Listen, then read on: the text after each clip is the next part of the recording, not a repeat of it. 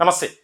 సామాన్యుడి చేతిలో సామాజిక అస్త్రం నెంబర్ 1 న్యూస్కి స్వాగతం. నేను రవీంద్ర. తెలుగుదేశం పార్టీ అధినేత నారా చంద్రబాబు నాయుడు తీవ్రమైనటువంటి ఆగ్రహంతో ఉన్నారట. దీనికి సంబంధించి రాజకీయ వర్గాల్లో జరుగుతున్నటువంటి చర్చ ఏంటంటే, పార్టీలో ఉన్నటువంటి క్యాడర్ లైన్ దాటుతుంది. కొంతమంది నాయకులు పార్టీలో ఉన్నటువంటి సిద్ధాంతాలు కానీ విధి విధానాలను పాటించకుండా వారి ఇష్టం వచ్చినట్లు వ్యవహరిస్తున్నారు. క్రమశిక్షణ కమిటీగా మీరేం చేస్తున్నారు? వెంటనే నాకు రిపోర్ట్ ఇవ్వండి. ఎవరైతే పార్టీ లైన్ దాటి పార్టీ హైకమాండ్ని దూషించి వారిని కావాలని ఉద్దేశపూర్వకంగా మాట్లాడుతున్నారో వారిపై చర్యలు తీసుకోండి. ఇప్పుడు ఇది తాజాగా తెలుగుదేశం పార్టీ అధ్యక్షులు నారా చంద్రబాబు నాయుడు ఆదేశాలు ఇచ్చినటువంటి పరిస్థితి. దీనికి కారణాలు ఉన్నాయి.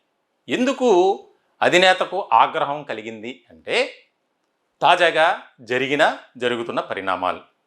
ఉదాహరణకు గన్నవరం ఎమ్మెల్యే విషయం, యార్లగడ్డ వెంకట్రావు తాజాగా గన్నవరం ఎయిర్పోర్టుకు సంబంధించినటువంటి కొన్ని పనులకు సంబంధించి కాంట్రాక్ట్ విషయంలో ఆయన బహిరంగంగానే ఆయన అసంతృప్తిని బయటపెట్టారు. ఇట్లాంటి క్రమంలో అదొక ఇష్యూ అయితే, తిరువూరు అసెంబ్లీ నియోజకవర్గానికి సంబంధించి గంపలగూడెంలో జరిగినటువంటి ఒక ఇన్సిడెంట్. తాజాగా ఒక శిలాఫలకం మీద ఎమ్మెల్యే పేరు లేదని అక్కడ ఇప్పటి నుంచో గొడవ జరుగుతుంది. ముఖ్యంగా విజయవాడ ఎంపీ అలాగే తిరువూరుకి సంబంధించినటువంటి ఎమ్మెల్యే కొలికిపూడి శ్రీనివాసరావు ఇద్దరి మధ్య తీవ్రమైనటువంటి గందరగోళ పరిస్థితులు కంటిన్యూ అవుతూనే ఉన్నాయి. క్రమశిక్షణ కమిటీ ముందు అటెండ్ అయ్యారు, వారి వివరణ ఇచ్చారు. అయినప్పటికీ కూడా ఇది ఇంకా రాజకీయంగా బలపడుతూనే ఉంది. అంటే వివాదం కాస్త కంటిన్యూ అవుతూనే ఉంది. ఇలాంటి సందర్భంలో రాయలసీమలో జరిగినటువంటి ఒక ఇన్సిడెంట్, అక్కడ కూడా ఒక కార్యక్రమంలో బాహాబాహీకి దిగడం, తెలుగుదేశం పార్టీ నాయకులే ఘర్షణ చేసుకోవడం, ఈ రకమైనటువంటి పరిస్థితులన్నీ కూడా ఒక రకమైనటువంటి తలనొప్పిగా మారాయి పార్టీకి.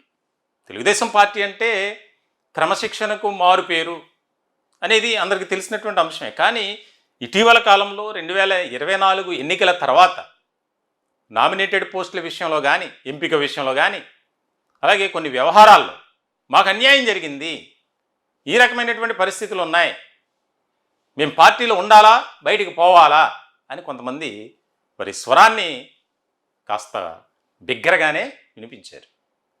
సో ఇటువంటి సందర్భంలో అసలు పార్టీలో ఏం జరుగుతుంది? కూటమి మనం ఇంత గొప్ప మెజార్టీ స్థానాలు సాధించాం. 175 స్థానాల్లో దాదాపుగా 164 స్థానాలు కూటమికి వచ్చాయి. అందులో 135 తెలుగుదేశం పార్టీకి. మరి ఇలాంటి క్రమంలో మనం ఏ రకమైనటువంటి పరిస్థితుల్లో ప్రజలకు సేవ చేయాలి?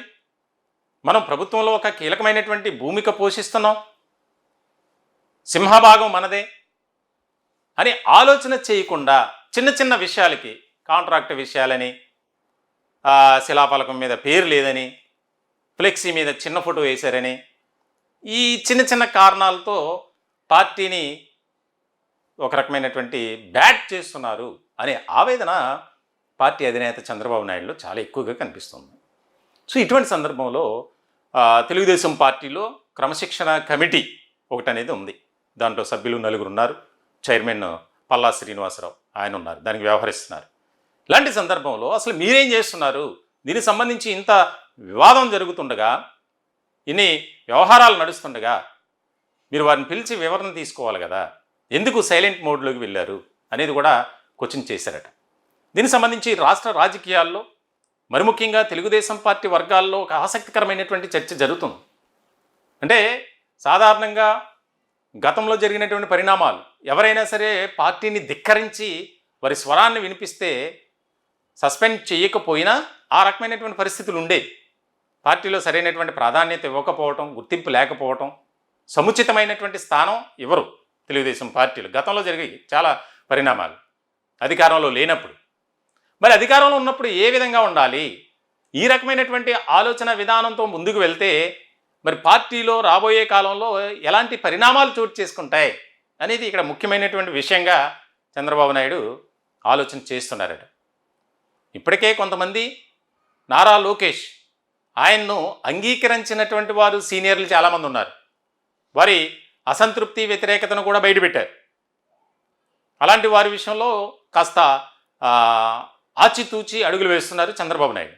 ఎందుకంటే ఇలాంటి పరిస్థితుల్లో ఏమైనా మాట్లాడితే అది కాస్త ఇబ్బందికరంగా మారేటువంటి అవకాశం ఉంటుంది పార్టీకి. కాబట్టి ఆయన సైలెంట్గానే ఉన్నారు. కానీ ఇటువంటి విషయాల్లో ఉదాహరణకు గన్నవరం ఎమ్మెల్యే విషయానికి సంబంధించి నేను త్వరలోనే కార్యకర్తలతో మాట్లాడి నిర్ణయం తీసుకుంటా అంటే ఒక రకంగా అధిష్టానాన్ని బెదిరిస్తున్నారు.